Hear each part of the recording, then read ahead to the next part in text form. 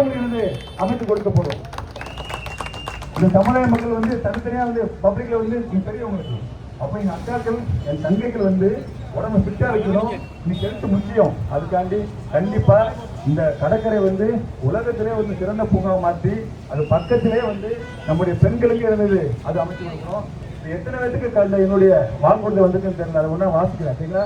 காயல்பட்டினம் வந்து பார்த்தீங்கன்னா குடிநீர், நீ குடிநீர் சுத்தமான குடிநீர் வருதா சொல்லுங்க. எனக்கு யாவது மக்கள் சொல்லுங்க, சுத்தமான குடிநீர் வருதா? இல்ல. தளபதி ஆட்சி வந்தோடனே இந்த முருகன் உங்களுக்கு ஓட்டு வச்சு உடனே அதை உடனே இருந்து உங்களுக்கு சரி பண்ணி விடும். அடுத்து காயல்பட்டினம் எத்தனை வார்டு இருக்கு? 18. நல்லா யோசிச்சு பாருங்க, 18 வார்டு இருக்கு. ஆனா மக்கள் தொகை ஜாஸ்தியா இருக்கு. ஆனா வார்டோட எண்ணிக்கை ஏன் கூட்டல தெரியுமா? இந்த சமுதாய மக்கள் வந்து நிறைய அங்கே போகக்கூடாது ஒரு கெட்ட எண்ணம் தான். கெட்ட எண்ணம் நம்ம அண்ணனுக்கு நம்ம அக்காவுக்கு நம்ம தண்ணிகளுக்கு வந்து வார்டு கொஞ்சம் பெருசாக போட்டு கூட போட்டோம்னா நம்ம மக்கள் அங்கே இருக்கலாம்ல. நமக்கு கேட்ட அங்கீகாரத்தை வந்து ஸ்டாண்டா பேசலாம்ல. ஏன் கொடுக்கல? நீங்க பேசக்கூடாதுங்கிறது தான். இதெல்லாம் பாத்தீங்கன்னா அரசியல்வாதிய சூழ்ச்சிகள், அரசியல்வாதியுடைய சூழ்ச்சிகள். நம்ம அண்ணன் நம்ம சமுதாய மக்கள் வந்து அந்த நகராட்சியில் போய் ஜாஸ்தியாக இருக்க ஒரு கெட்ட எண்ணத்துல தான் இது வரைக்கும் ஒரு வாடகை கூட்டல. வாடகை கூட்டினா எங்க அண்ணங்க என் தம்பிகள் எங்க அக்காக்கள் வந்து அங்க நமக்கு இருப்பாங்க. உங்களுக்கு ஒரு தேர்தல் வீதியை தொடர்பு பேசுங்க, உங்களை ஒழுக்கணும் அப்படிங்காண்டி தான் அந்த வேலை எனக்கு பண்ணியிருக்காங்க. அடுத்து ஆஸ்பத்திரி பார்த்தீங்கன்னா உங்களுக்கு 24 வந்து செவன் வந்து கண்டிப்பாக இருக்கும். அடுத்து வந்து ஆண்களுக்கான கவர்மெண்ட் வந்து அரசு ஸ்கூல் இருக்காங்க இல்லை இல்லையா? இல்லை. தளபதி ஆட்சி வந்தோடனே கண்டிப்பா ஜென்ஸுக்கு வந்து உங்களுக்கு வந்து அந்த ஸ்கூலை நாங்கள் கட்டி கொடுப்போம். அது கெட்டா என்னன்னா அந்த நீட்டுக்கு வந்து சம் பெர்சன்ட் வந்துருந்தா அது உங்களுக்கு கிடைக்கும்.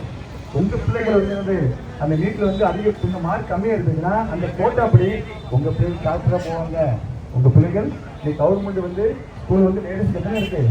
ஒன்றுதான் இருக்கு. அதுதானே ஜென்ஸுக்கு கிடையாது. அது மட்டும் வந்துச்சுன்னா என்னுடைய பிள்ளைகள், அதாவது உங்களுடைய பிள்ளைகள், என்னுடைய மருமகள் வந்துடுது அந்த நீட்ல வந்து மார்க் கம்மியா இருந்தாலும் அந்த பதவியில் டிபெண்ட் வச்சுருவாங்க, அவங்க உள்ள போயிடுவாங்க. அது சொன்னா அடுத்து மழை தேய்ச்சுன்னா இந்த சுத்தி எப்படி இருக்கு யோசிச்சு பாருங்க. தண்ணி கடை ஏன் 25 வருஷம் 60 தான் எப்படி சரி பண்ண முடியும்? இவங்க தான் 40% கமிஷன் வந்துட்டாங்க. என்ன பாருங்க சாக்கடை போட்டுருக்காங்க. இது வந்து எப்படி இருக்கும்? இருக்கும் ஆனா இருக்காது, வரும் ஆனா வராது. யோசிச்சு பாருங்க காரணம் என்ன? 40% கமிஷனுங்க. 40% கமிஷன் எடுத்து சாக்கடை போட்டா எப்படிங்க மக்களுக்கு வரும்? நிறைய கொலை கொள்ளை இதுதான் லஞ்சம். நான் வந்து திமுக அரசு மட்டும் தெரியல, திராவிட கட்சி எல்லாமே அப்படிதான்.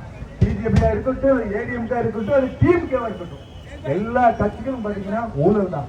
40% கமிஷன் எடுத்து இது எல்லாம் வந்து கண் திறப்புகள் வேலை தான். இது எப்ப சரி பண்ண போறீங்க? ஏன் நீங்க ஒரு ஆட்சி மட்டும் கொடுக்க கூடாதா? கொடுக்க கூடாதா? காரணம் யோசிச்சு பாருங்க. ஆனா என்ன பண்ணாதுமா லாஸ்ட் இடத்துல மக்களுக்கு பணம் கொடுத்தா சரி பண்ணிடலாம். ஒரு வீட்டுல 4 ஓட்டு இருக்கும், ஒன்னு ஒரு 8000 கொடுத்தாச்சுன்னா மக்கள் ஏமாந்து போட்டுருவாங்க. காயல்பட்ட அணங்களை வந்து ஏமாந்தாங்க இல்லைன்னு இல்ல, இனியும் ஏமாற மாட்டாங்க. நீங்க மக்கள்கிட்ட காசு கொடுத்து உங்க ஓட்டை நினைக்க முடியாது, வாங்க முடியாது. எங்க மக்கள் அதாவது இது வரைக்கும் நீங்க வந்து பண்ணது சரிதான். அதுக்கு அந்த திருடனுக்கு இந்த திருடம் பரவாயில்ல, நான் உங்களுக்கு தப்பே சொல்லல சரிங்களா. 2 திருடன் இருக்கான். 2 திருடனுக்கு யாரு பெஸ்ட் பார்த்து நீங்க ஓட்டு போட்டீங்க. அப்ப இந்த தளபதி வரல. இந்த 2 திருடங்களை ஓட்டு கட்டுக்குதான் நம்ம தளபதி உங்க விஜயன் வந்திருக்காங்க. அப்போ இப்ப நீ சிந்திச்சு பார்க்கணும். இப்போ நீங்க சிந்திச்சு பார்க்கணும். அப்போ வந்து 2ல ஒண்ணுதான் போட முடியும். என்னமா கண்டிப்பா அப்படிதானே? அந்த திருடனுக்கு இந்த திருடம் பரவாயில்ல, அந்த திருடம் போனா அவன் பிஜேபியா போயிடுவான் இல்லையா? அப்ப அவனை ஒழிச்சுக்கிறதுக்காண்டி இங்க வச்சுங்க. இப்ப அப்படி கிடையாது. 2 திருடர்களையும் 2 திருடங்களையும் வெற்றி அடிக்க மக்களாட்சி கொண்டு வரதா நம்ம தளபதி விஜய் வந்திருக்காங்க. தளபதி விஜய் வந்திருக்காங்க. அதுக்கு பாத்தீங்க சும்மா அந்த தீனி தீ தீனி ஏ தீனுமாங்க.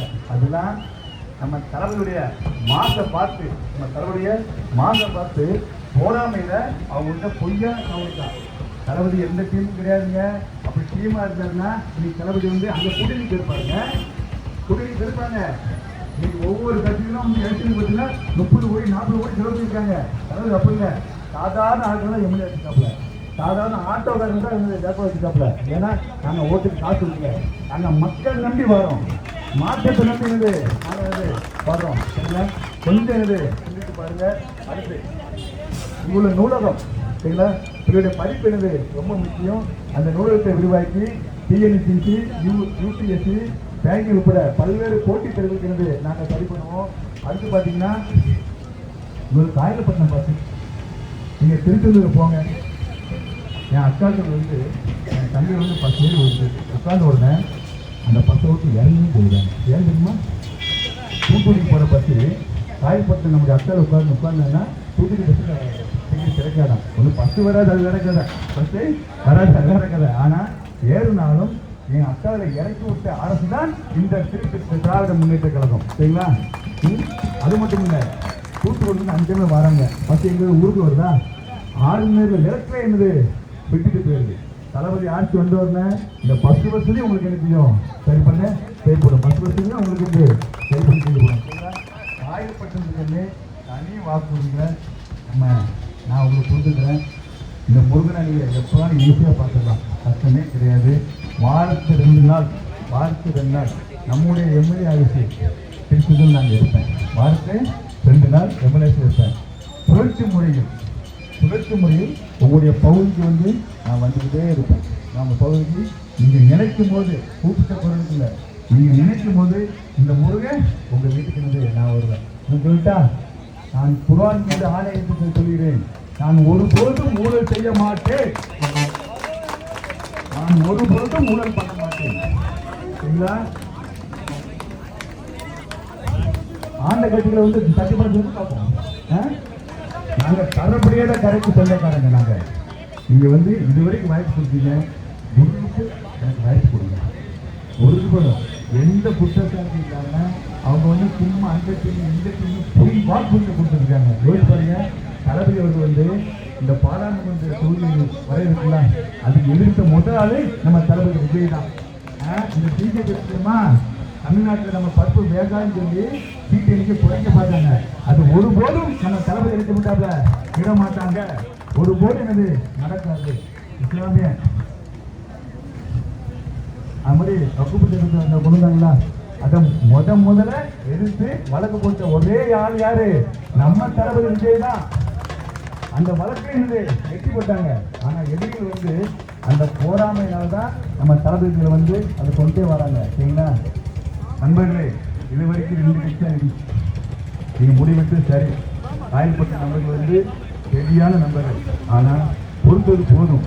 25 வருஷமா ஒரே ஆள் கொடுத்தீங்க. இந்த முருகனுக்கு, உங்கள் தம்பிக்கு, உங்கள் பிள்ளைக்கு, உங்கள் அண்ணனுக்கு ஒரு வாய்ப்பு கொடுங்க, ஒரே ஒரு வாய்ப்பு கொடுங்க. நான் மறுபடியும் தான் குர்ஆன் மீது ஆணையாக சொல்லுகின்றேன், 1 பைசா கூட மக்கள் காசு நான் எழுதி விட்டேன், கை வைக்கவே மாட்டேன். சரிங்களா? நான் மட்டும் இல்லை, அது எங்கள் தளபதி எங்களுக்கு கொடுத்த ஆணை. சரிங்களா? கண்டிப்பாக ஒரு நல்ல அரசு நாங்கள் அமைப்போம். வெற்றி எப்படி இருக்குமா? பிரகாசமாக இருக்குது. இந்த தேர்தலில் வந்து காயல்பட்டினத்தில் வந்து அதிக ஓட்டு இருக்கிறது நம்ம டிவிகே கட்சி தான். மக்கள் மாற்றம் போற இடத்துல வந்து வரவேற்பு அதிகமாக இருக்கு. மக்கள் மாற்றத்தை என்னது ஏற்படுத்திட்டாங்க. அடுத்து கஞ்சா யோசிச்சு பாருங்க. வீட்டில் நம்ம பிள்ளைகள் வந்து